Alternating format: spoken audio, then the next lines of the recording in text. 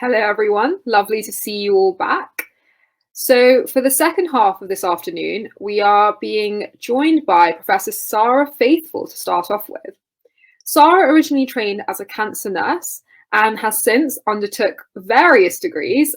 She was once the president of the European Oncology Nursing Society, and she continues to work with them to explore her strong interest in men's health and is a trustee of the Prostate Cancer UK charity.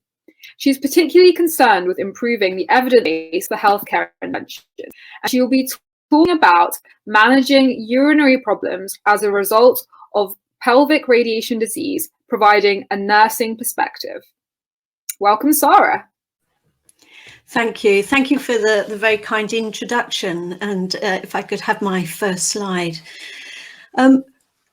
Today's been really interesting because we've talked about a lot of problems, and our last speaker highlighted the management of how difficult the management of urinary problems has been in practice. And what I want to do is sort of give you a sort of whistle-stop tour through, but also talk about what sort of interventions could be provided.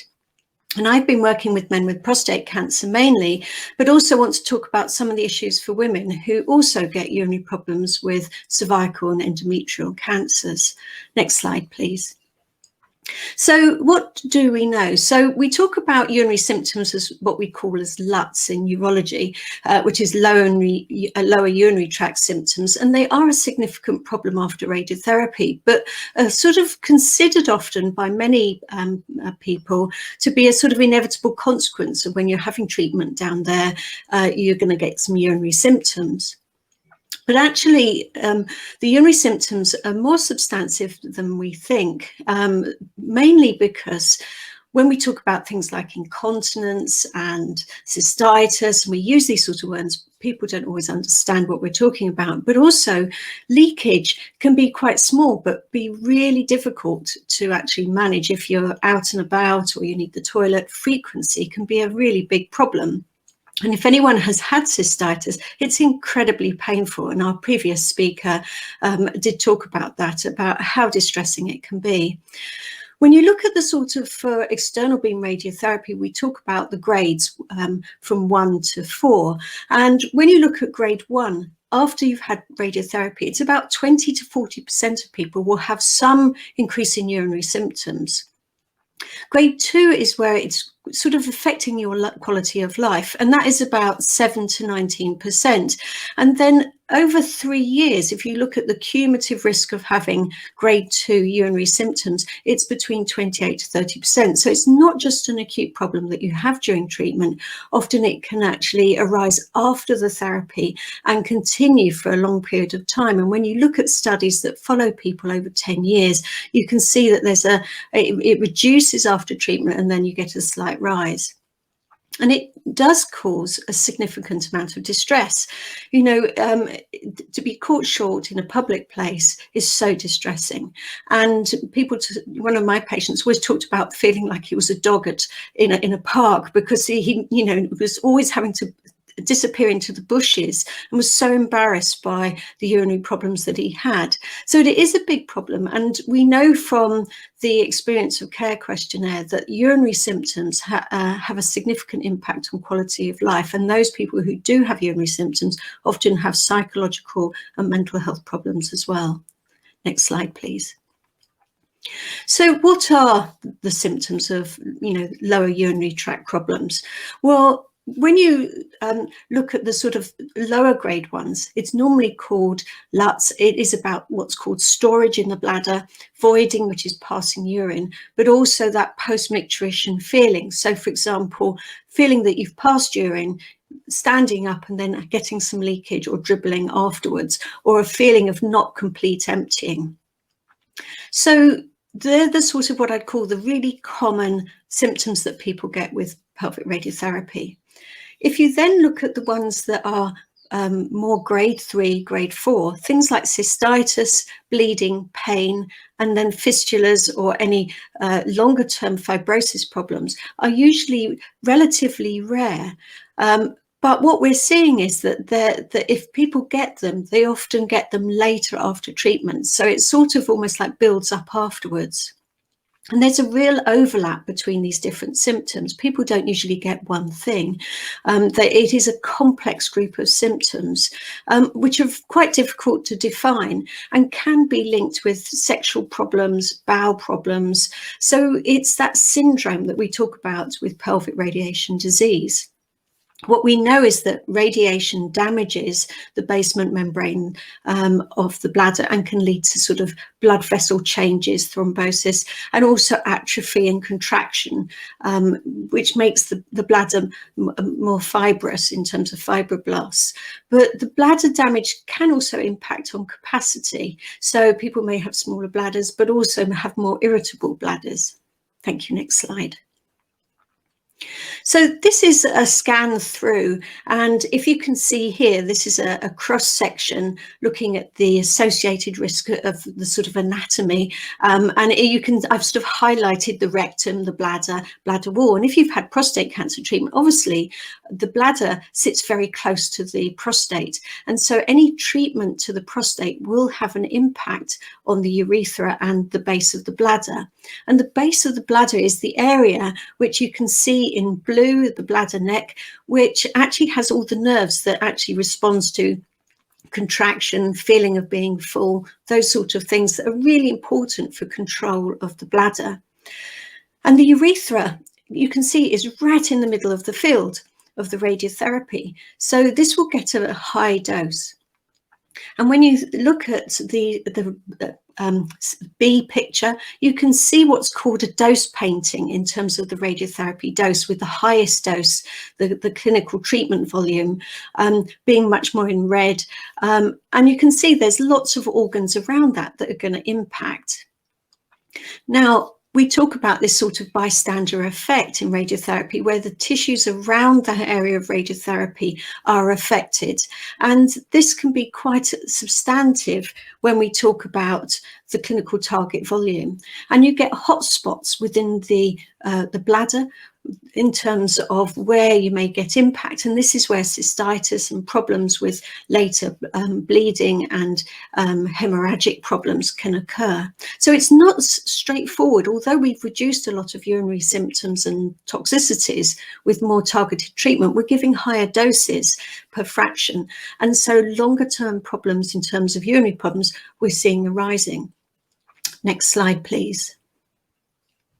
So this rather ugly picture showing through the body into the muscles. And we talk a lot about the bladder, the bowel, the rectum. But today people have talked about the sort of pelvic floor, and this is the pelvic floor, the sort of girdle. And I always talk about it like a hammock, where your organs are sort of slung within. And with radiotherapy, what we get is changes in signal intensity to what is called the obturator internus muscle. And you can see it there outlined, and also the levator ani muscle, which is the one that goes round the sphincters. Now, we know from some studies, fairly recent studies, that radiotherapy does change the strength and the contractibility of the pelvic floor. And there's a couple of studies that have been done recently, and a trial that I'm just publishing, where we've looked at pelvic floor exercises, and you can see that the pelvic floor is diminished during radiotherapy, and up to 3 years post-therapy can be a problem. So pelvic floor muscle strength declines, and for most people who are older, they may not actually have much thought about their pelvic floor, but it actually is part of the sort of the function of the bladder and urinary problems. Next slide, please. So what are the risk factors and predictors? And I've talked about a few of those. So things like, if anyone has urinary symptoms at baseline, so before they start treatment, have got some urinary problems, then they're likely to have more extensive urinary problems after treatment. Things like treatment technique, the dose, the volume, and bladder filling during treatment. And many people talk about the difficulty of holding a full bladder to keep it out of the radiotherapy field.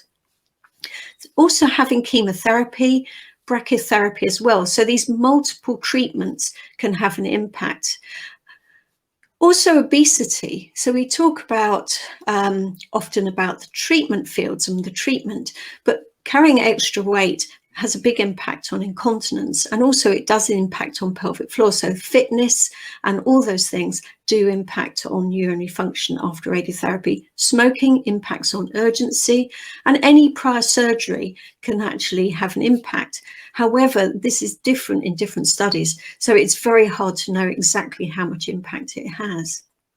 But I think we will begin to see maybe more urinary problems because of the hyperfractionated radiotherapy that people are having, with higher gray per fraction, but slightly, shorter treatments, especially during COVID, where radiotherapy was a little more condensed. So this is something to be sort of kept an eye on.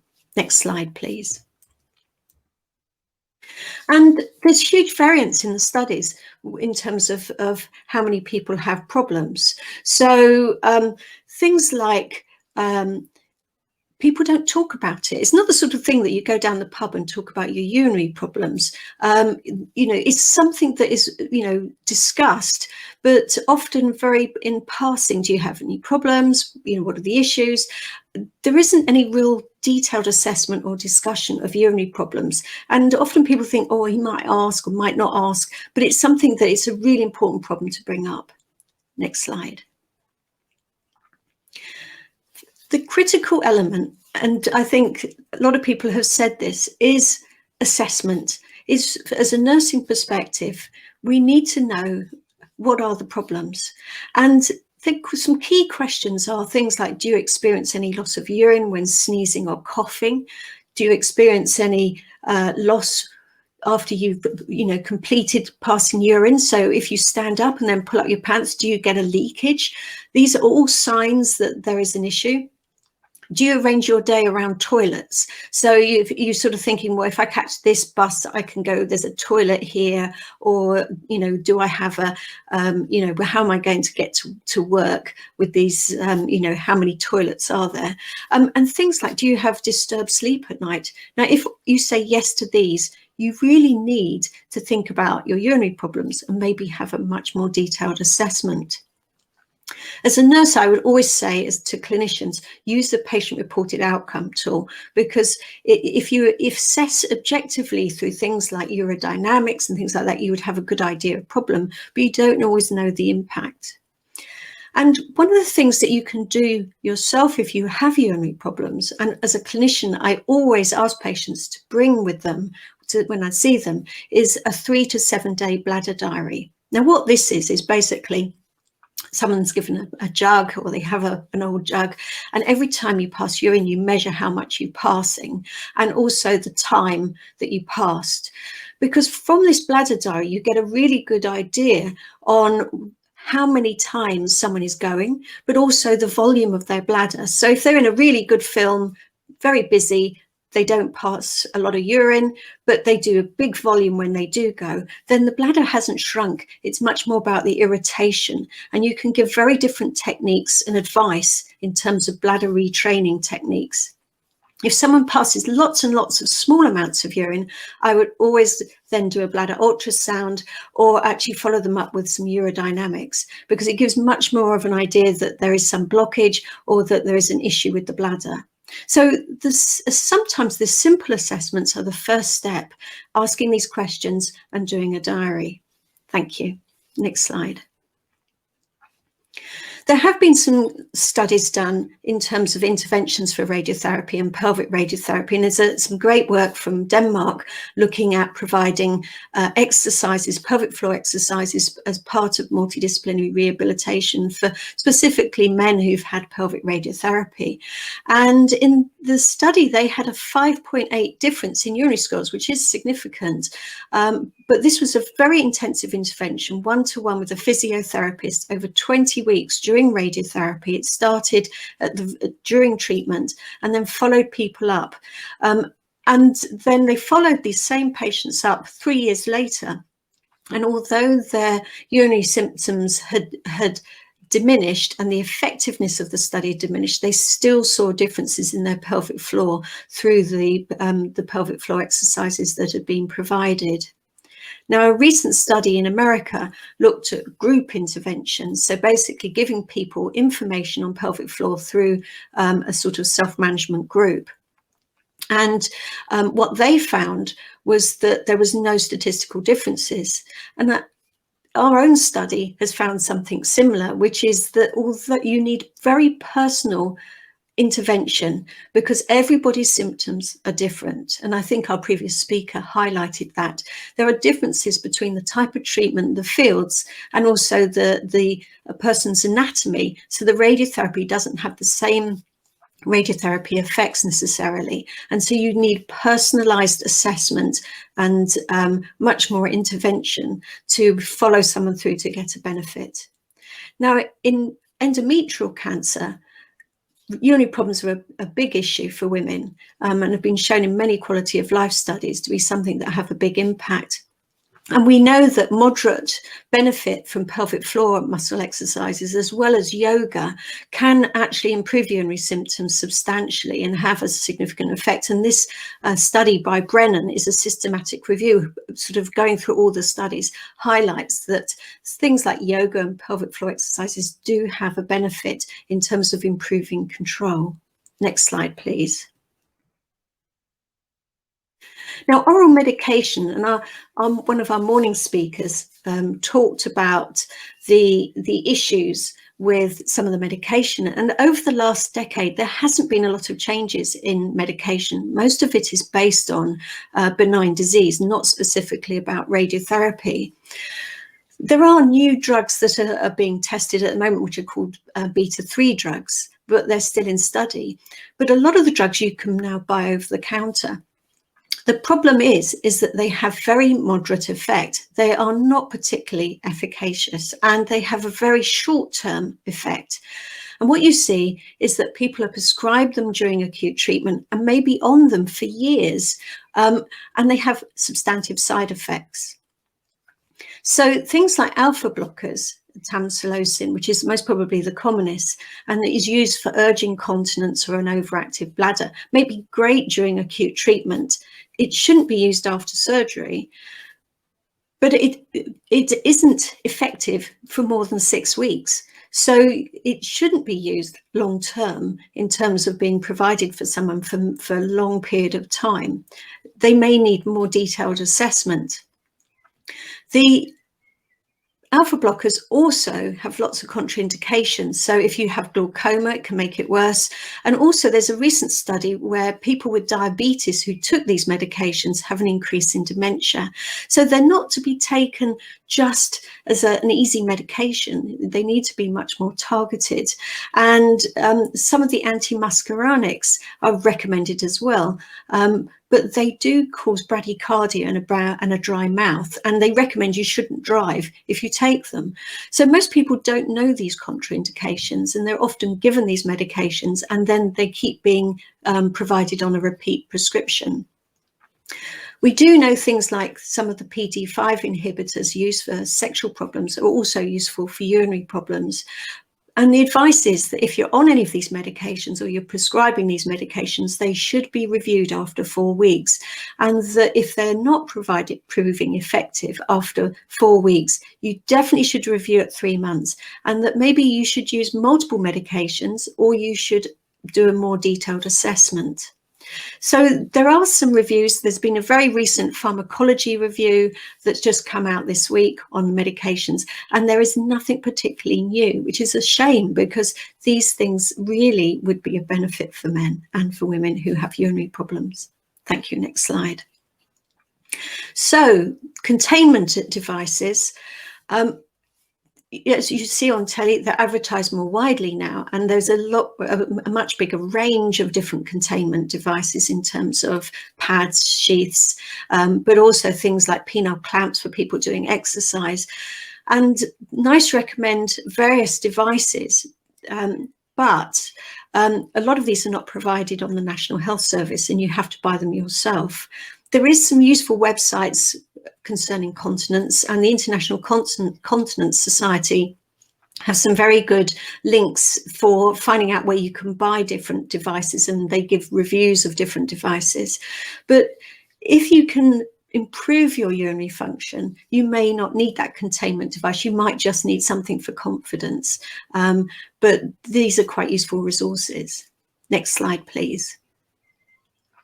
So long-term problems, these are the things that are really challenging to manage, especially around fibrosis, around brachytherapy, and picking up symptoms early and dealing with fibrosis early is critical, because things like being able to stretch in terms of the urethra and being able to prevent the fibrosis getting worse is really important. There is some studies around using botulism toxins to improve continence, but there is no studies that actually show with radiotherapy that it has any improvements. Hyperbaric oxygen use for cystitis, there's some really good evidence, but there's not many hyperbaric oxygen centres, and you need at least 6 weeks treatment. And I know that this is something that is one of the sort of pressure points in terms of clinical care. And then things like cystoplasty, augmentation, bladder surgery, all of these things, you need to see a specialist. There needs to be a referral, and we need more research on best management around these areas. Next slide, please. So I love this plane in terms, this is my last slide, just really thinking about how do we solve it? It is a bit of a catch-22, because urinary symptoms are often considered by people as something, well, it's a price to pay. It isn't. And there are management techniques that you can use with pelvic floor exercises, bladder retraining, and techniques that can help, as well as medications. But these often need to be done in combination. You need to have a urinary function assessment if you've got long-term problems, and you need to be able to think about what do you prescribe as a nurse. So you need to use existing guidelines, but also need to assess. Problems need to be targeted. Everybody has something slightly different, and it depends on where the dosage of the radiotherapy is and the sensitivity in terms of the bladder and the organs at risk. So they need to be systematic in terms of approach. Just providing medication is not enough, and so you need a more detailed assessment and referral if the person has longer term problems. And include non-pharmacological management strategies to complement any medical management. It does help. There is evidence it does make a difference, and that is in both male prostate cancer and also in endometrial cancer. In terms of cervical cancer, there isn't studies around this as far as I know. So the key critical thing is assessment, use what you know, and refer if symptoms persist. And if you can take 3 small actions, ask those questions about leakage, urinary problems, getting up at night. Those 3 things can really make a difference, and be systematic in the approach you take to management. Thank you. That's my last slide. Thank you so much for that, Sarah. You've definitely provided a very important and crucial perspective. We just have one question. So do you think there should be more focus on assessing patients' baseline urinary symptoms at pre-treatment to take into account during planning and supporting patients during and after treatment? I think all symptoms have to be taken into account pre-treatment, and I think there could be an element of prehabilitation. Often prior to radiotherapy, you have a bit of a time between being simulated for your radiotherapy and the planning. So you should assess someone's baseline symptoms at that point. So if they do have bladder problems, then, do the diary, do the baseline, because you can then see if there's an existing issue. Whereas once you start treatment, the radiation effects occur within a week to, very quickly. Amazing. Thank you very much. Just a reminder to everyone that any questions not answered will hopefully be questions we will get back to you on. Thank you very much, Sarah.